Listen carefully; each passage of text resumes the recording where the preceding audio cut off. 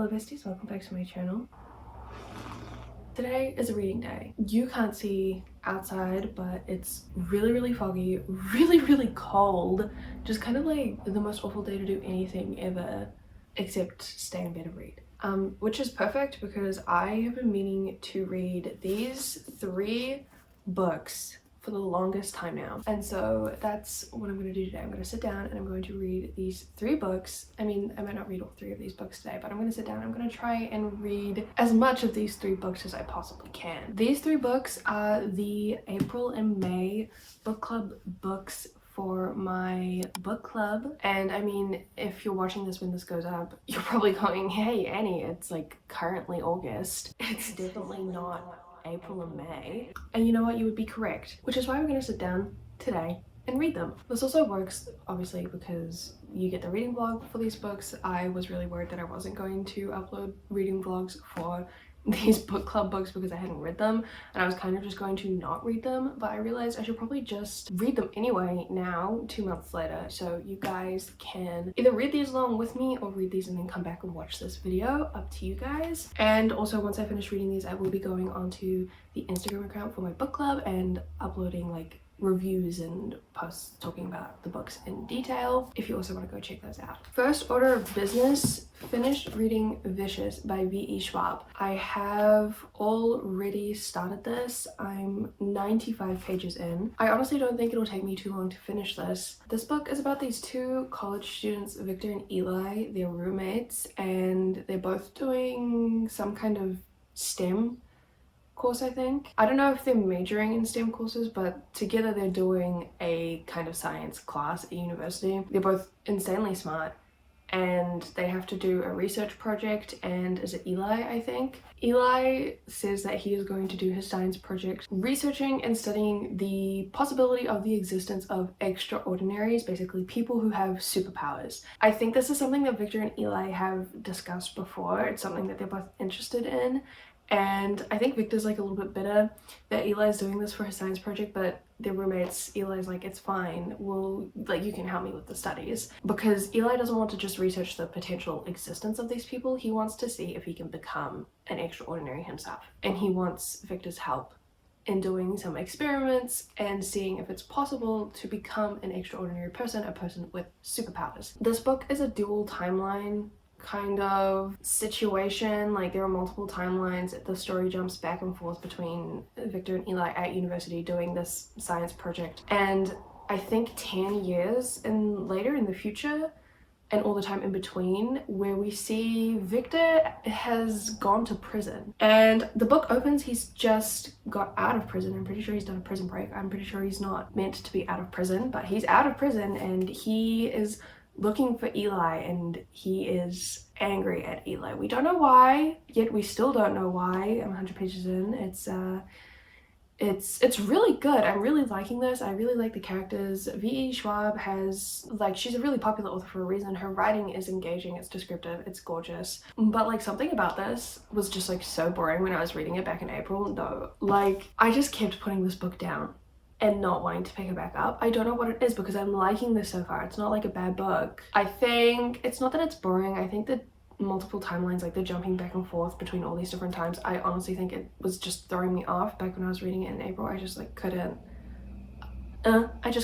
keep up, honestly. But I genuinely do think I'll enjoy this. I don't think I'll have any issue finishing this. And then Vengeful was not one of the book club book picks technically. It was kind of like a bonus pick because this is a duology, and so I thought if I read the first one, why not read the second one? But I couldn't even finish the first one, so I didn't end up picking this up, and I would like to read this. This one is longer than the other one, actually only by 50 pages. Ultimately, this is a book club video, and this is not a book club book, so potentially might just kind of skim through this, and I might not show me reading this one. We'll just see how things go, because the May book club book was Iron Widow by, what is her name? By zhao, and this is, I've also technically started this before, but ages ago. Like, I started this back in, oh my god, like November, December last year. I think I didn't get very far into it, but I have also started this technically, so I think if I just focused on reading Vicious and Iron Widow, I could just read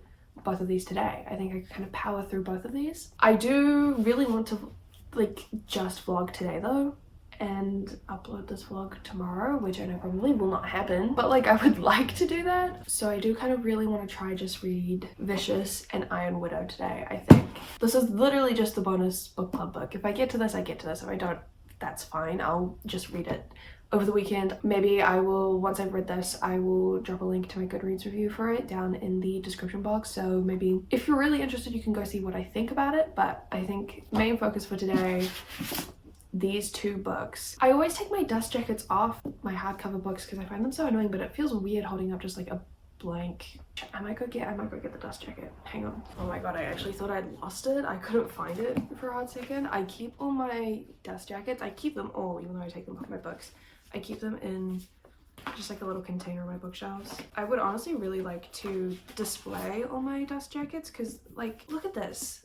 Isn't that just the most gorgeous artwork on a cover ever? Like, it's so gorgeous, but it's just like, it's annoying to read the book with a dust jacket on, so I usually take them off. But I'm so obsessed with dust jackets as like their own separate thing. I love dust jackets, and that's just like a lot prettier to look at in a video. So we're gonna read these two books. I did say I started reading Iron Widow, but I started reading Iron Widow as an ebook on my phone. So I'm gonna read this second. I'm going to finish reading Vicious. I have some sticky tabs. I'm only using the dark gray color for this. I don't have any nice red sticky tabs, unfortunately. Get a pen, and I'm just gonna sit back. I'm just gonna start reading.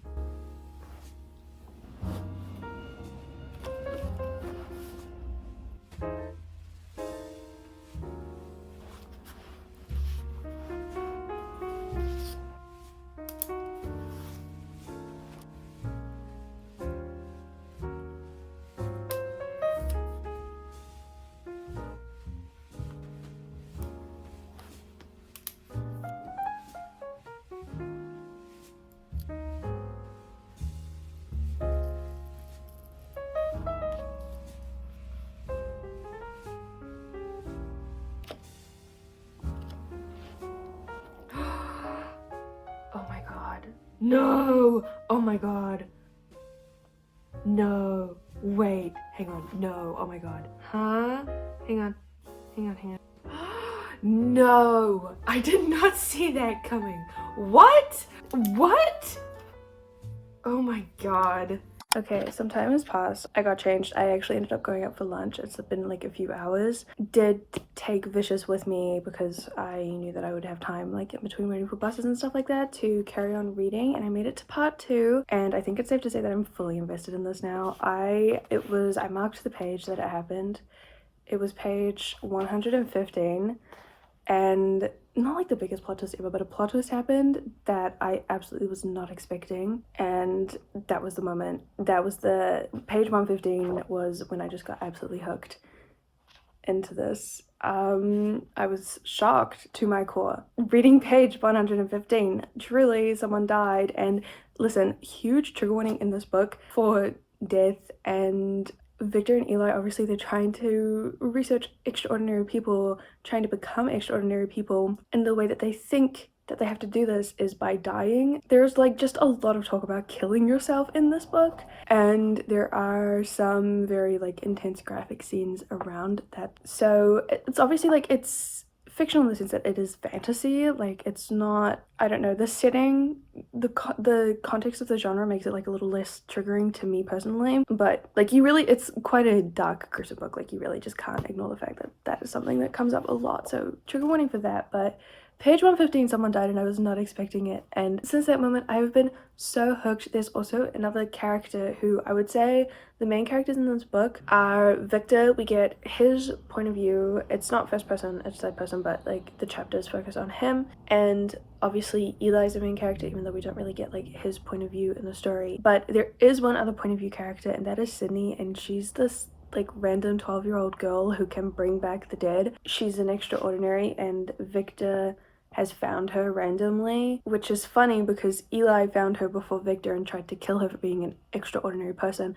and now Victor has found Sydney on his search for Eli, and the pieces are all coming together. Sydney just seems like a really interesting character. I feel like there's a lot to her that we haven't seen yet. I feel like she is going to be very interesting. And there are also two other side characters who I think I haven't mentioned before. There's Sydney's older sister, Serena, who I think is also going to be an extraordinary. And there is Mitch, who was in the same prison with Victor, broke out of prison with Victor. I don't think he's an extraordinary. I think he's just really good at hacking, but he's like the stereotypical character that I would love. Like, he is like this giant, intimidating looking man, but he's kind of just really soft and sweet, and he looks after Sydney. It's very, very cute. But I'm so excited to read part 2. I feel like the story has maybe not fully moved away from the flashback scenes, but I feel like it is definitely coming together into the present timeline a lot more, and I'm hoping that part 2 focuses a lot on the present and a lot on Eli and Victor meeting for the first time in 10 years. I think that's what part 2 is really going to be about. I am just like a little bit worried because, not that I don't think that this book is going to be able to be like wrapped up properly, I know that there's a second book, and so I feel like V.E. Schwab is going to end this on a cliffhanger. I feel like Vicious is going to end on a cliffhanger, and I don't really want that, but it's okay because I have the second book. I am going to just power through this. I've got just over 100 pages left, and I'm reading this really quite quickly. Like, it's quite a fast-paced book, so I'm excited to read part 2 and finish this finally. It's taken me maybe 30 minutes to an hour to finish Vicious by V.E. Schwab. This was really good. This was really, really, really good. I don't know if I'm gonna give it 4 or 5 stars. I kind of want to give it 4 stars just because the start really was like so slow and like so boring, but this was like so good. Like, I knew what I was doing picking this book for the Besties Buddy Reads for April. Like, I knew it was going to be good, but the start really threw me off. Like, I was doubting myself for real. I thought it was going to be so boring, but the second half of this book moved so quickly. Well, maybe not exactly the second half, the second part 2 of this book moved really, really fast. Definitely did end on like a little bit of a cliffhanger. Oh, how the tables have turned. If you've read this and you like know how this book ends, you know what I mean. Everything is just like very much not what it seems. Like, from the start of this book, you go in and it seems very much one thing. It's very much not that. I also love how, I think in my last update, I said that there were characters and we hadn't gotten their point of views yet. We get everyone's point of views basically. Like, every single character that's mentioned enough that they're worthy of being a main character or a side character, they all get like at least one chapter that is like focused on them, their point of view. I definitely liked the switching between the different characters more than I liked in part 1, where it switched between the different timelines. The timelines, honestly, it was good. I'm not saying it wasn't done well, but it was just like it made it really hard to get into the story. So I much preferred part 2. Part 2 was so good, and I'm so excited to read Vengeful. I'm probably gonna read it tomorrow because it is like kind of late, and I really want to read Iron Widow tonight. I want to say tonight, but this is a fantasy, and even though it's YA fantasy, which I do tend to read quicker than adult fantasy. Fantasy is like tricky sometimes. I feel like I might not be able to get through this tonight, but I really am going to try. It does help that I have already started this technically. I read the start, so hopefully I'll be able to breeze through the first, I don't think I've read much, maybe the first 30 to 50 pages. I'll be able to kind of like quickly read through, get reacquainted with the story and the world and everything, and I guess I can try to finish this by at least midnight tonight. It's like, what, 400 pages? Listen, guys, it's pretty, but I have to take this off. I have to take this off. It's literally 390 pages. 400 pages. I don't know if I'm gonna be able to do this. Okay. This book, is there a blurb? There is literally no blurb. Nope, there is. I'm just stupid. It's on the inside of the dust jacket. Also, absolutely, between starting this book and finishing it, I will go on YouTube and look up how to properly pronounce all of these words, because this is very Chinese mythology, Chinese history kind of focused / inspired, and I don't want to be that lame bitch who can't pronounce any of the words properly. So listen, it's bad enough with English. Like, I'm bad enough pronouncing words in English, like, that I've only ever read and never said out loud before. Like, I'm not going to embarrass myself like that on purpose with another language as well. So might be a bit vague in the descriptions at the start because I might not know how to pronounce any of the words. Is it set in a future or a past? It's in some kind of time when there are these like mecha robots called chrysalises, and they are used to fight aliens, and I think, yeah, they're piloted by people, and our main character's sister is killed. I don't know by a maker or by a pilot, but something to do with within the war. The main character's sister is killed, and she's like, I'm gonna like slay for my sister, right? It does seem very feminist, very girl boss slay. I think usually it's like women are sacrificed so the mecha robots can fight, and our main character is like, I'm gonna sacrifice boys. I think there's something about a love triangle, except it's not a love triangle, it's actually like a polyamorous relationship, which is honestly why I picked this book up in the first place, because that sounds like very, very fun and just not very basic YA fantasy, which I feel like is what a lot of people usually read. Usually it's like love triangle, and not even love triangle, it's like female love interest, which man is she could pick.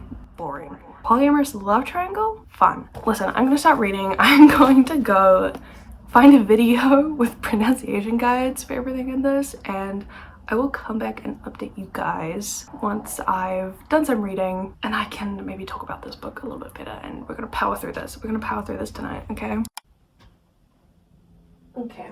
It's been a few hours. I think when I said I was starting Iron Widow, I said it was like around 4. It's now like 6 or 7, I don't actually know. I've just finished part 1. This is so good for real. On the very first page of the hardcover, there is a diagram of all of the like elemental forces that are referenced in the book. There's also a trigger warning description on the next page, which honestly more books should have. This was very good. Also, I don't know if you can really see at the top, I put the pronunciations of the main characters, at least so far, because I am a little whitey and I did not want to pronounce any of the names wrong.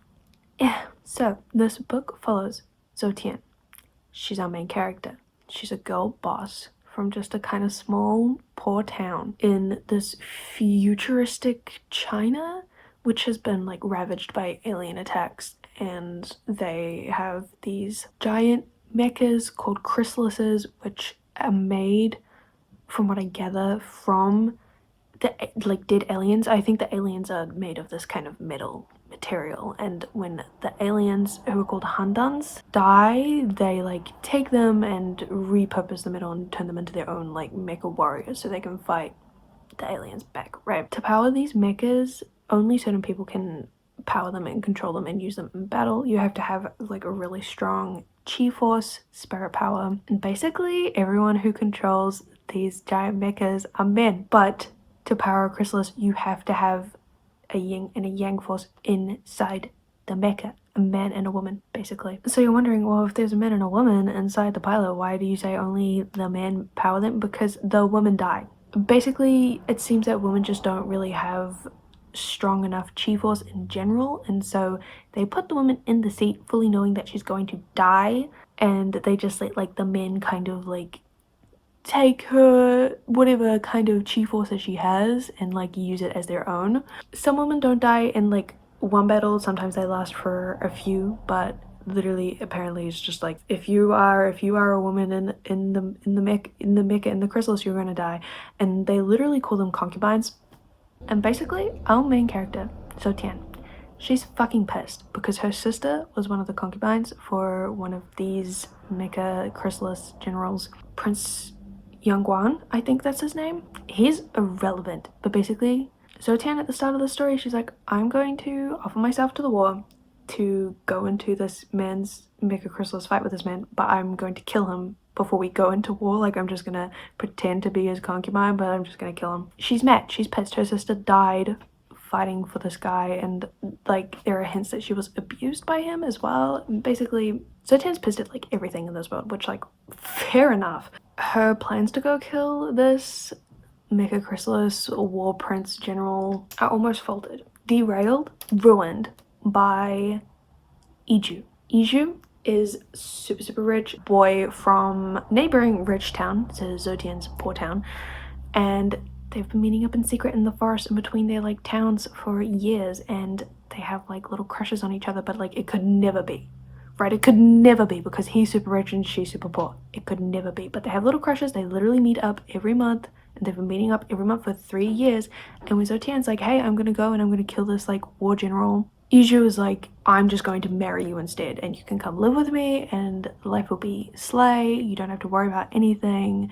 I don't want you to die. If you go and do this, like, you're just gonna die. Like, you're literally just signing yourself up to die. And he doesn't want that because he has a little crush on her, and it's like cute. But she's like a full-on girl boss, and she says, what does she say? There's like one line that I underlined. I have no faith in love. Love cannot save me. I choose vengeance. This girl, Zutian, she's a menace. She's alpha blood, and she gets it. Not to say that she kills Yongguang, because like that would be a spoiler.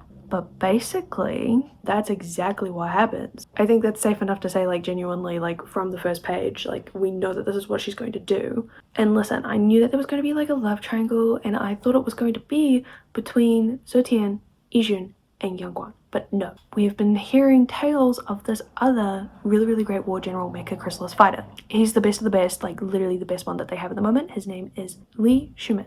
No one likes him because apparently he's like a cold-blooded murderer, like he's killed his whole family before he went and like fought in the war. But he has like the most chi force, like most spirit power out of anyone at the moment. He fights in like the biggest, most powerful chrysalis, and I think we haven't actually met him yet. We've only heard talk of him, but after some events that happen, the people who run the war are like, Zotian, you are too much of a menace, frankly. We're going to go and we're going to send you to Li Shuman because we think that he will be a better match for you. And so I think that this little love triangle polyamorous relationship thingy is going to be between Zotian, Iju, Shuman. These three. I'm honestly very interested to see how Iju comes back because like she's left her town. I don't know if Iju has any way of getting like to the war place where Zotian is right now. I don't know, there's no map. I'm not really situated in the land. I don't know like the locations of things, but I think that's how it's gonna go. I'm excited to see how things go from here in part 2. Part 2 is called Way of the Bird.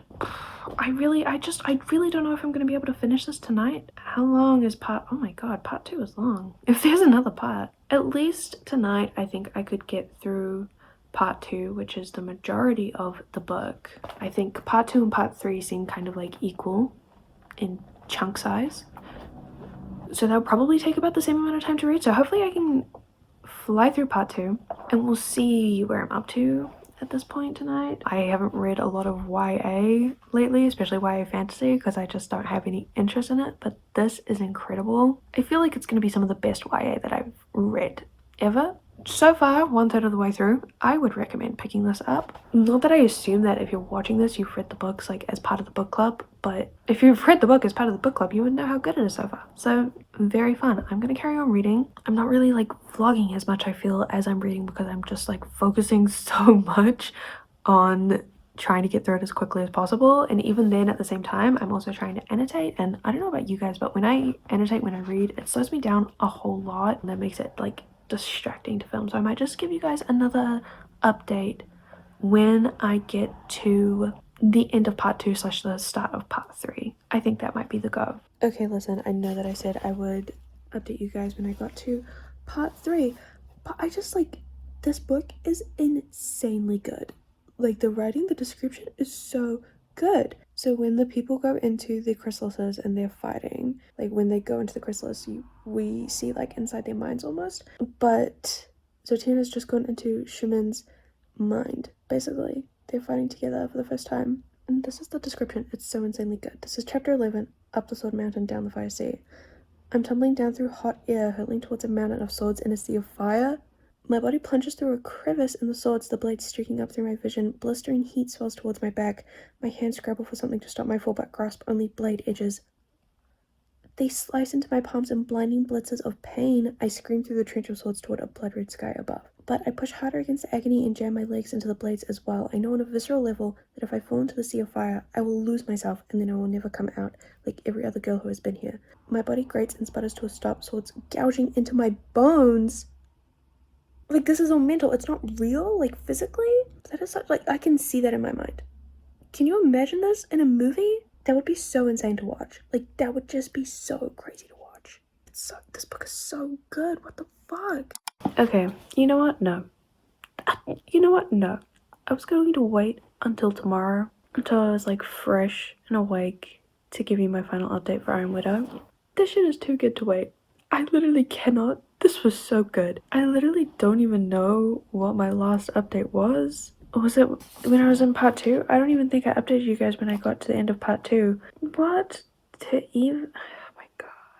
I feel like it is so rare to find a book that contains such multitudes, that is done so well, like does all of the parts of it justice, and doesn't make any part of the book feel too rushed or underdeveloped. Like, this book had so much. This book had everything, and it was so good, and it didn't drag on. It didn't drag on. This book is so fast-paced. Like, genuinely, the chapters are so short. If you are, like, intimidated by fantasy because you're used to, like, short contemporary fiction kind of chapters, the chapters are like 1 to 2 pages. Maybe there were some longer ones scattered through. I think at the start the chapters are a little bit longer, but genuinely towards the end the chapters are only like 1 to 2 pages. They fly by. And listen, the start of this book very much just Zutian going on a rampage, on a mission for bloodshed. But honestly, I mean, there is still a lot of war fighting and kind of gruesome battle stuff throughout the whole book, but part 2, it honestly has a much more domestic kind of vibe. Zutian and Schumann get into an arranged marriage, basically, because they are co-piloting the same chrysalis. Basically, all of the war strategists are like, well, the only people who co-pilot are basically like married soulmates, like spirit soulmates. So if anyone asks, you guys are like basically married. For the sake of the public, you guys are going to have to be married. So it's like arranged marriage, fake relationship going on, and also the actual love triangle. There is a fully functional polyamorous relationship in this book. The words of love that were coming from this book, I underlined so many lines, so many quotes, so many gorgeous quotes. Can I find any of them? Iju calls Zutian his polar star. You're my polar star. I'll go wherever you guide me. Literally, shut up. Why are you so nice to me when I'm terrible to you? You're the miracle I've been waiting for all this time, going into these battles, praying that something would be different. I can't bear the thought of losing you. I'm literally trying to stop the tears from falling down my face. Oh my... It's so good. Like, the relationship in this, I'm a romance girly, right? So I will eat up any crumbs of romance that I can possibly find in any given situation, any given book. This is not a romance. I would like to just like very clearly state that this is fully just a fantasy with a good romantic subplot. Potentially you could classify it as a fantasy romance because the relationship between the 3 characters does come into effect the plot, like the overall fantasy plot of the story, I would say. Like, you see how their connections and their relationships change the chief force of them, and also how it changes the relationship between them and the chrysalis as well. At the back in the acknowledgements, Zhao acknowledges Darling in the Franks for inspiring the boy-girl pilot system in this book, and the idea that makers can be used as a literary device to explore the adolescence of gender and sexuality. So cool. This book was just so cool. In the ending, it broke me. It was so insanely good. It is definitely a cliffhanger. I know that there is at least one more book coming out in this world. I literally can't believe it's taking me this long to finish this. Like, what? I was intimidated because it was a fantasy? And I was missing out on this the whole time? And I mean, I wasn't sure if I would be able to finish this tonight. I finished this. Like, it's not midnight, it's like 11ish. Maybe it's more like 11:30 now, but like I haven't been reading constantly nonstop. I've been taking breaks. Honestly, it probably took me like 4 to 6 hours, maybe 5 hours to read this. It flew by. It was so good. I couldn't put it down. All of the characters in this have my heart. All of them. I'm just thinking about it now. I'm gonna get so emotional on camera if I don't cut the cameras dead ass. Schumann, for real, I love him. He is everything that I love in a male character. Like, Xiran Zhao wrote him for me. But honestly, okay, I also want to say that this book is not a romance. It's not about the love interest, because this is such a feminist girl boss book, because this is just Zutian's story, and it would be a disservice to not acknowledge her, our amazing female main character. I love her. I love her so much. I just think her character development in this is so amazing, because I feel like when you have a character who starts off as angry and determined, as her, as Zutian, usually character development kind of, not that it takes the edge away of the female main character, but like usually if you have a like angry out for revenge female main character, they kind of lose that throughout the story, or they're softened in some way. Zutia never loses her rage, she never loses her edge. Even though she finds herself having these feelings for these two guys and finding herself in this relationship with these two guys, she thinks to herself constantly, she's like, I just wish I could stand on my own and just destroy this whole world, because it has hurt me and it has hurt every other woman in this, like, so much.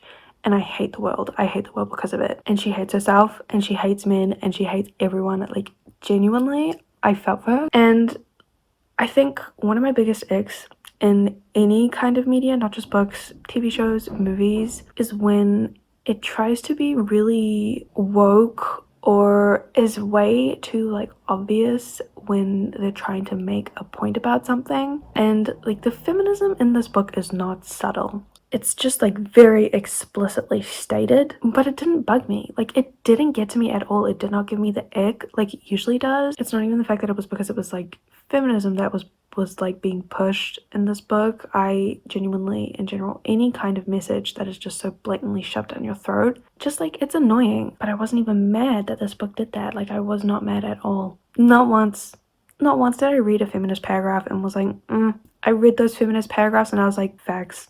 You tell them, you go off, because, like, genuinely, this whole thing was done so well. It didn't feel out of place, or really, I guess it didn't feel actually entirely as obvious as it was. Even though if you do read this, you are in for some feminist words of wisdom, truly. I can't wait for the second book for this to come out. I'm like, when's it coming out? Because I want to read it right now. Even though I said that it didn't take me this long to finish it, it is late. It's probably now very much closer to midnight. But I mean, I've done what I set out to achieve. I've finally read the April and May Besties Buddy Reads Book Club picks.